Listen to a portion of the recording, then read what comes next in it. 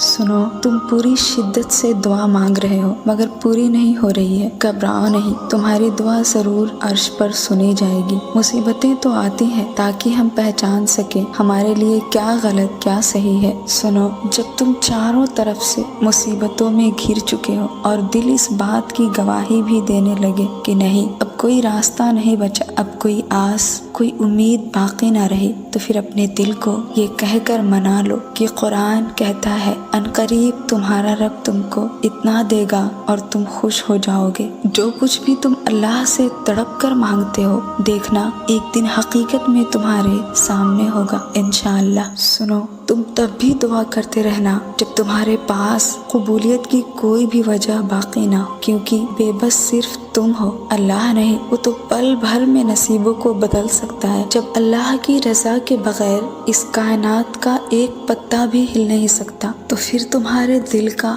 बार बार अल्लाह से रुजू करना, उससे मांगना बेवजह नहीं है। जो हाथों में इतनी जान डाल देता है कि वो दुआ के लिए उठ सके, तो फिर वो उन उठने वाले हाथों का इलाज भी रखता है और तकदीर अल्लाह के एक इशारे पर बदल जाती है। हम कुन सिर्फ पढ़ते हैं लेकिन फयकुन पर यकीन नहीं रखते, जबकि अल्लाह और इंसान के दरमियान सबसे गहरा रिश्ता यकीन का ही तो है। तुम तवक्कल रखो, वो बेहतर लेकर बेहतरीन देगा। तकदीर और किस्मत से ज्यादा ताकत दुआ में होती है, जो अर्श तक को हिला देती है। दुआ वो ताकत रखती है जो आपके नसीब में नहीं भी है, वो उसे आपका कर सकती है। अगर आपको लगे कि कोई चीज तकदीर में नहीं भी लिखी, तो फिर भी दुआ करनी चाहिए, क्योंकि तकदीर के सामने हम बेबस हैं, मगर तकदीर को लिखने वाला नहीं है, बल्कि वो हर नामुमकिन को मुमकिन बनाने पर कादिर है।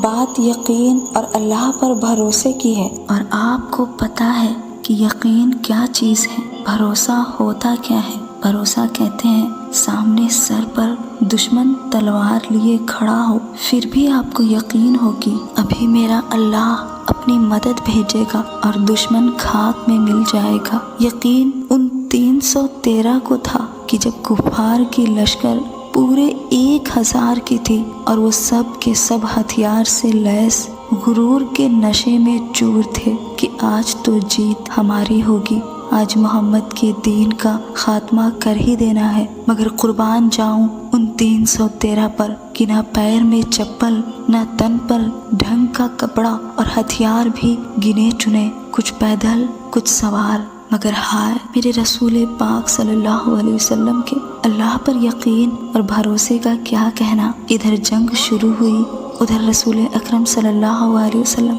सजदे में गिर पड़े और दुआ मांगना शुरू कर दिया। पूरे यकीन के साथ रिक्कत आमेज लहजे में दुआ फरमाई, या अल्लाह तूने जो मुझसे वादा किया है उसे पूरा कर। या अल्लाह अगर आज अहले इस्लाम की ये जमात हलाक हो गई तो फिर ज़मीन पर कभी तेरी इबादत नहीं होगी। आप सल्लल्लाहु अलैहि वसल्लम की ये गिरिया और सारी देख कर हज़रत अबू बकर सिद्दीक रज़ी अल्लाह अन्हु ने फरमाया, अल्लाह के रसूल, अल्लाह आपकी दुआ और वादा कभी रद्द नहीं करेगा। और हुआ भी यही। अल्लाह ने रसूल सल्लल्लाहु अलैहि वसल्लम की दुआ कबूल की और 313,000 पर भारी पड़ गए। ये होता है अल्लाह पर यकीन और भरोसा। क्या आप अल्लाह पर दुआ करते वक्त ये भरोसा और यकीन रखते हैं कि वो मेरी दुआ ज़रूर सुनेगा? उस यकीन के साथ अल्लाह से मांगते रहें, वो ज़रूर आपकी फरियाद को सुनेगा इंशाअल्लाह, क्योंकि तुम्हारा आंसू के साथ रब से मांगना रब को बहुत पसंद है। जब कोई हाथ उठाकर अल्लाह से मांगता है ना,